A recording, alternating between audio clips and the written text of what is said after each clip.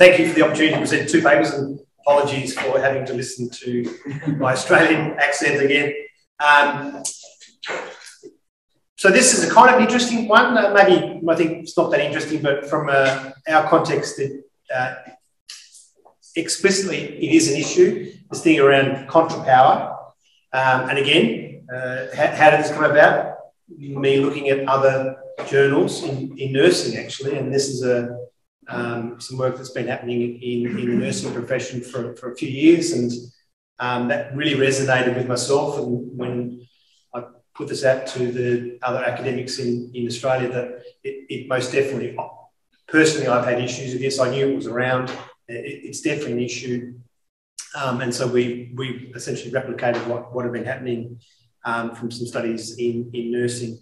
So again, thank the co-authors on the front page here. Malcolm, Lisa, Scott, Catherine, I've got an E, James, and David. So they're involved in other paramedicine programs in Australia. So seven universities, so multi-institutional, cross-sectional, mixed method study. And again, good evidence of being able to work together collegially and collaboratively to address what is, again, explicitly an issue, and implicitly it is a real issue for certainly leads of departments like myself with maintaining a paramedic academic workforce. It's my number one issue, maintaining a workforce. We've got about 16 staff in the department. 4 of those, I'm not sure the it's called a secondee. So we pay the ambulance service essentially a full-time wage. So I'm not sure what the translation would be. And why do we have to do that? Is because we can't find enough academics in the country to come and work for us, and that's a national issue. And there's a few reasons for that. One of them is this, absolutely, and there's some other factors involved in terms of salary. It's much easier working, we think, on the road than coming to the institute. But this is definitely a factor, and the results we'll go through now. So in terms of general bullying and harassment, we know that that's pretty relevant in academia, and as a fairly recent review from Prevost and Hunt back in 2018 found between 25% and 95% of academics had suffered some form of workplace bullying, harassment. Other data suggests that the data is actually not as broad. It's actually a narrow data set in terms of females being sexually bullied and harassed.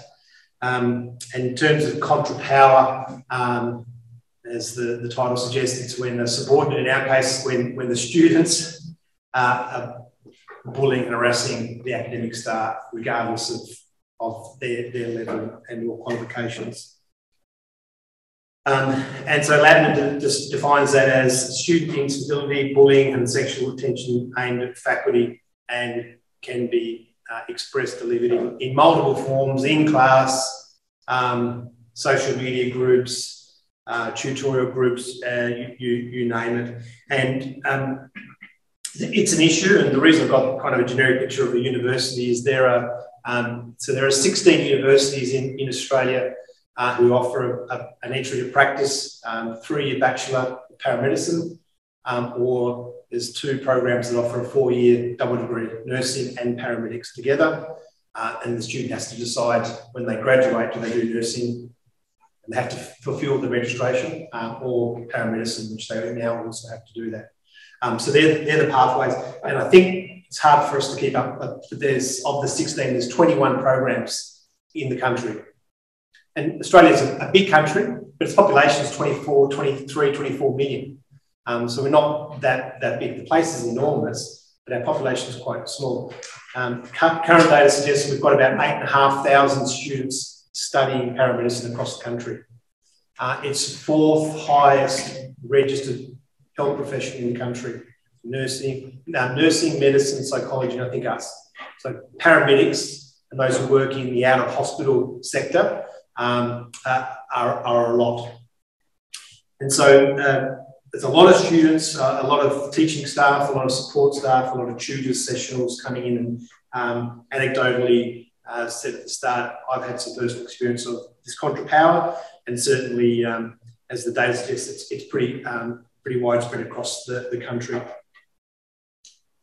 And a few reasons for that is this demand-driven education, and that's certainly what universities, no doubt, across the globe are around having students leave the program almost job ready to go, and we know that's somewhat of an issue, certainly in paramedics, in terms of what we're able to deliver in a 3 or a 4-year bachelor degree.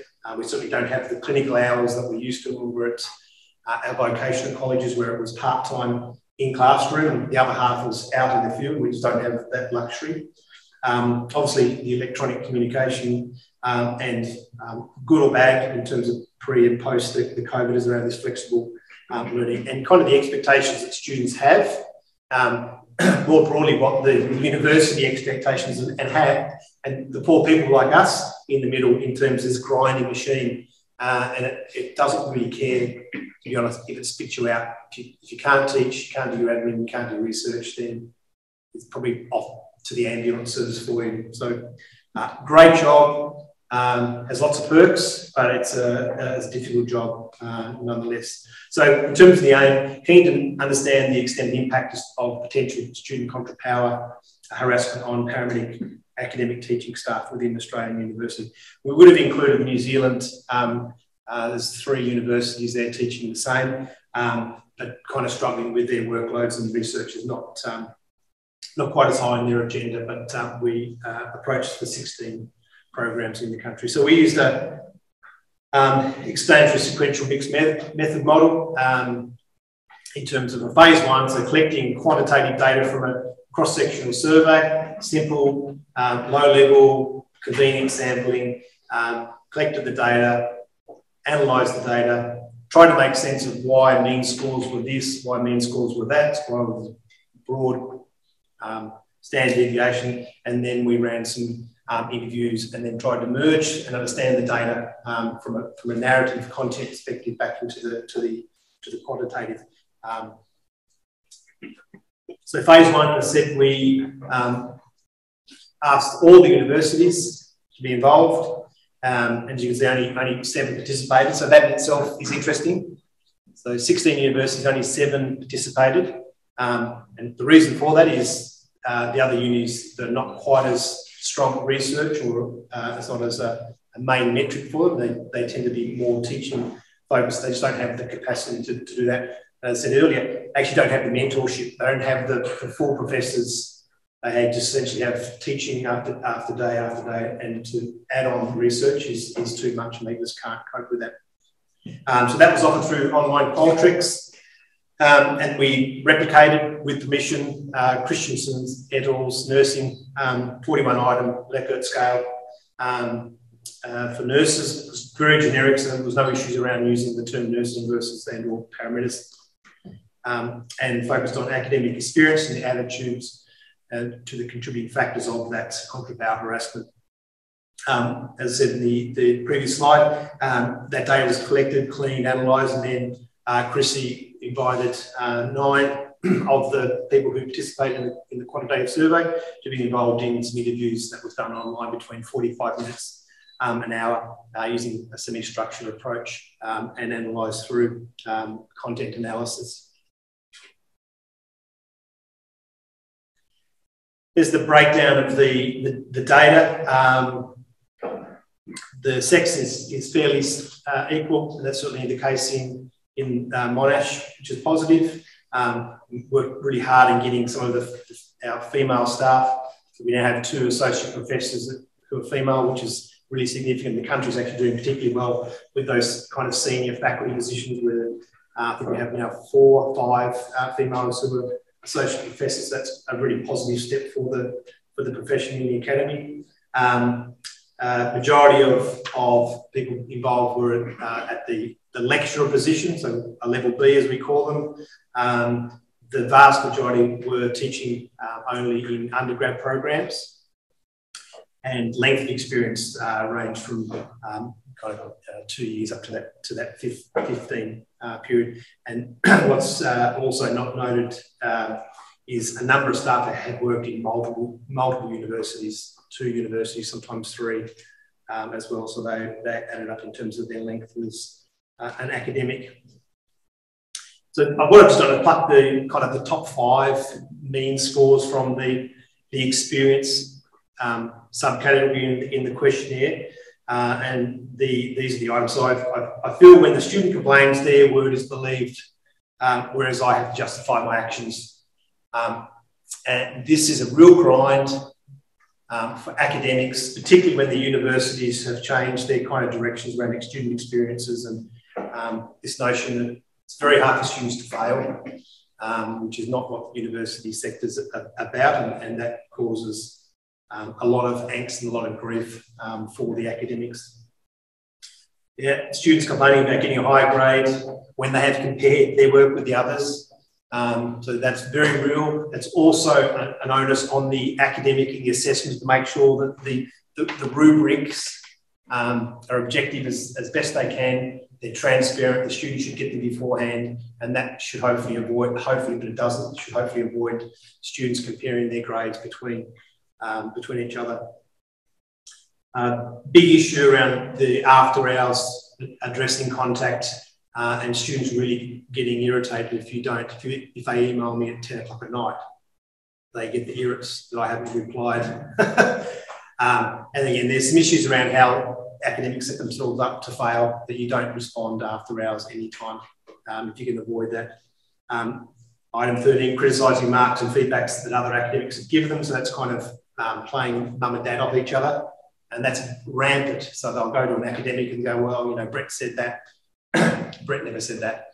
And so they kind of drive that wedge as a child between mum and dad.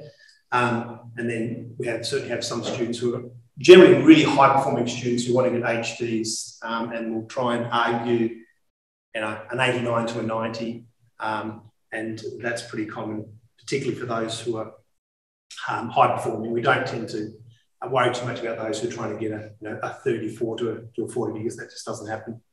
In terms of the attitudes to the contributing factors of the Contrapower harassment,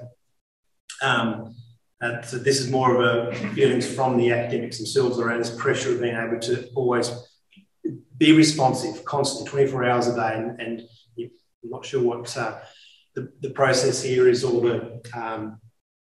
the feeling among teaching staff is having a 9 to 5. I go and answer emails after that. A lot of academics now will do that don't expect me to reply to emails after 5. As an academic lead, I don't email staff after 5 o'clock, whatever 5 o'clock means. But I, as a principal, as the head of the department, I don't email staff after hours. Never on a weekend. I'll do my email and I'll delay it, and I'll send it at 8 a.m. Monday. So staff will get 50 emails at 8 a.m. on Monday, but I don't do it after hours or on weekends. And we tell the academics that they shouldn't expect that from students. But guess what? The students expect them to be replying on a Sunday, which is crazy. Yeah, definitely that the feedback we often get in our evaluations is, oh, I pay $3,000 Australian for this unit and I don't get value for money. That's very, very regular. And because the university is around the student experience, that's a really high kind of power that the students have over some staff. Yeah, this commercialisation, this demand-driven education around students really being self-absorbed, self-centred. This may be around, you know, millennial generation. That's certainly something that we consider at the university in Australia, where some students just self-absorbed, can't handle any kind of feedback. Any feedback happens that that's not handled particularly well. And then the last one around this consumerism in higher ed or tertiary ed, leading students believe they had a greater balance of power than the academics. And this is true. I've had staff who've left because of this, generally these feelings. So explicitly, this is not an issue of some students just having an axe to grind. I'm not happy that they didn't receive an HD. This stuff runs really, really deep, and it doesn't really impact academics with every other pressure that they have. And again, why we have to employ 4 secondees every year, just so our programs run, and the other universities also have to do that as well. So some of the kind of the coding and the themes that came from the content analysis with the 9 academics, more females than males, good representation of about the 4 or 5 of the units from memory. Issues around the student evaluations, general feelings were that the evaluations, they are anonymous, which is fair enough, but they were used by students to attack, and response rates invariably so we might have 120 students in our first year, for example. Response rates might only be 20 or 30 people, and the argument is the 20 or 30 people only do that to have an axe to grind. And views were that maybe the evaluation itself is not valid and reliable, or I think it is. I think we need other forms of other evaluation, assessment, peer assessment, having an academic staff in the room, making some notes, giving some feedback to the academic staff on the evaluations, their teaching performance, video recording of these things. Social media, part of life. We've had lots of experiences where private groups in Facebook have been killed, and invariably messages come out to academic staff where they've been berated inside those Facebook sites. Very damaging. Definitely this issue of student self-entitlement.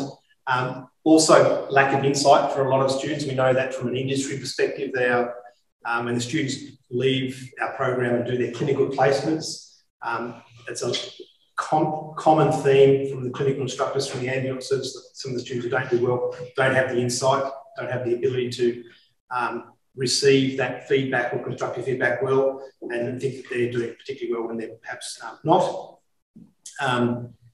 Mental health and turnover staff is a big problem. So we've had a staff member who had serious mental health issues and had to actually take some substantial time off work because of some of the issues that he or she had to bear, and didn't particularly do well. And the university has processes in place, but wasn't able to meet the needs, and unfortunately that person no longer works in the academy. And there are other examples of that as well. Invariably, they will either go to another university because of the expectations perhaps too high, too much research or too much teaching, and others go back to the industry and go back and work as a paramedic.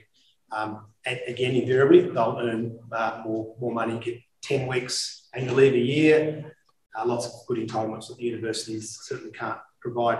Ironically, as part of the student experience is providing lots more meeting times for students, whether that be via Zoom or extra tutorials. And invariably, the students with the loudest voice never turned up. And so that left a really, and that was obviously a pretty consistent theme across the universities were involved in the interviews. And the last one was, which irked most people from our perspective, because one of the things all of the programs want to leave our graduates with an element of being professional. And there was a general feeling that the student bodies lacked an element of that professionalism. It's not how you would speak to a patient. That would not be how you would speak to your duty manager or your partner. It seemed to be okay to say that to the academics. So some issues there for all programs in the country to consider. Some solutions that were posed by the interviewees, again, around that student professionalism, almost building a chart or having student societies, and all programs in Australia have student associations. It's perhaps illuminating that some of those issues around professionals need to be stronger. The reassessment of student evaluations is definitely consistent, and building programs, or what we think probably, certainly I would think is a better process of mentoring. Universities, you're probably aware, they as I said, they're very busy. They get people in and they'll absolutely spit them out really quickly. So making sure that people have got a buddy or a mentor, we think is very, very important. And also having lots of social nights, not every night, but we work together long hours, and we think that it's a good thing, certainly at Monash, to have, kind of once a month we'll go out and do some activities. We'll go to the pub and have a meal. We think that's really important, and have no stress and be able to talk about things that they otherwise may not. Limitations and opportunities. So self-report. So there's some response, non-response bias, of course. It was borrowed, replicated from nursing, so we haven't actually tested the psychometric properties of the tool with paramedicine academics, and we're not likely to, given that there aren't a lot of us in the country. Also didn't collect much data on those who are involved in postgraduate studies, but anecdotally we know that the same pressures are not as strong because they're graduates. They're working full time as paramedics. They don't need the kind of hand holding that perhaps the undergraduates do. Rightly or wrongly, but certainly we would never survive. I don't think any paramedic or any technically orientated program in the world would survive without what we call sessionals or tutors. And we didn't collect any of that data, but that's certainly something for future follow-up. We didn't control for any of the different hybrid models. Some programs are purely online, some are half and half, and this was done during and just pre the COVID. Definitely what we need to work on is a better process for supporting Contrapower. We've talked about maybe having a kind of a charter. It's a very dangerous period when we receive your, if you haven't done a particularly good job, or the students have been particularly difficult around the time of the student evaluations at the end of the semester, to make sure that there's lots of support from staff. And we as a group, as a kind of 15 or 16, take this stuff really, really seriously, because it has personally damaged a number of academic staff from a mental health and staff wellbeing. And we have major issue with that it's not okay for students to say what they want behind an anonymous questionnaire. And so we're working really hard on building some resilience in terms of understanding what that is, and building some other forms of evaluation, not just student anonymised data. Issue around feedback's hard thing to give, and probably harder to take. And that does also include not just students, but also staff. So we do a lot of PD, certainly at our institution, to improve it. The assessment and the feedback and the enriching is a major thing. And as I mentioned, some attempt at a teaching charter. So we know that Contrapower has been around for a while, and it's consisted across many programs. And for us, it's been experienced in minor forms by most paramedic academics in this study across the 7 programs. Complex is a mix of consumer demand-driven education, instant gratification, and perhaps there's self-entitlement from students.